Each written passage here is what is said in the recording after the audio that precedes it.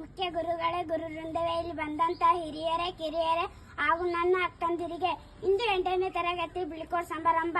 ನಾನು ನನ್ನ ಒಂದೆರಡು ಅನಿಸಿಕೆಗಳನ್ನು ನಿಮ್ಮ ಜೊತೆಗೆ ಹಂಚಿಕೊಳ್ಳುವೆ. ಮೊದಲು ಗುರುವಿಂದ ಪ್ರಾರಂಭಿಸುವೆ. ಗುರು ಎಂದರೆ ವ್ಯಕ್ತಿಯಲ್ಲ, ಅದೊಂದು ಶಕ್ತಿ ಎಂದು ಹೇಳುತ್ತೇನೆ.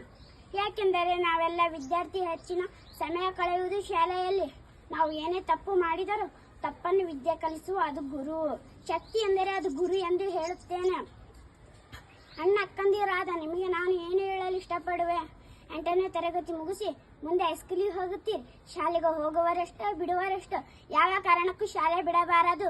ಪ್ರತಿಯೊಬ್ಬರಿಗೂ ಒಂದು ಕನಸು ಇದ್ದೇ ಇರುತ್ತೆ. ಅದು ನನಸಾಗಬೇಕೆಂದರೆ ನೀವು ಕಷ್ಟಪಟ್ಟು ಓದಿ. ನಿಮ್ಮ ಕನಸು ನನಸಾಗಲೆಂದು ಹೇಳುತ್ತೇನೆ. ನಿಮಗೆ ಒಂದು ಕ್ಷಮೆ ಮಾತು ಹೇಳುತ್ತೇನೆ. ನೀವು ಏನೇ ಕೆಲಸ ಹೇಳಿದರೂ ತಕ್ಷಣ ನಾ ಮಾಡ್ತೀನಂತ ಹೇಳೇ ಇಲ್ಲ. ತುಂಬಾ ಸಲ ಎದುರು ಮಾತಾಡೀನಿ. ನೀವು ಹೊಡೆಯಲು ಬಂದರೆ ನಾ ಕೈ ಎತ್ತೀನಿ. ನಾನು ಅಷ್ಟೇ ಅಲ್ಲ, ಉಪನಾ ಟೀಚರ್ ಬೆರಿಕಿ ಮಾತೇ ಕೇಳಲ್ಲ ಅಂತ ಹೇಳಿರಿ ಪರವಾಗಿಲ್ಲ, ಸಹಿಸಿಕೊಳ್ಳುತ್ತೇವೆ. ಕೆಲವರು ಬೆರಕಿದ್ದಾರೆ, ಇನ್ನು ಕೆಲವರು ಬೆರಿಕೆಯ ಜೊತೆಗೆ ಕಲಿಕೆಯಲ್ಲೂ ಮುಂದೆದ್ದೇವೆ ಎಂದು ನನ್ನ ಮನಸ್ಸು ಹೇಳುತ್ತದೆ. ನಾವು ಈ ಶಾಲೆ ಬಿಟ್ಟು ಹೋಗುವುದರ ಒಳಗೆ ಒಳ್ಳೆ ರೀತಿ ಆಗಿ ಹೋಗುತ್ತೇವೆ.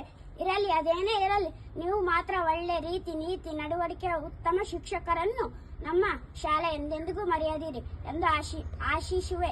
ಇಷ್ಟೇಳಿ ನನ್ನ ಪುಟ್ಟ ಭಾಷಣಕ್ಕೆ ಚುಕ್ಕಿಟ್ಟು ಮುಗಿಸುತ್ತೇನೆ.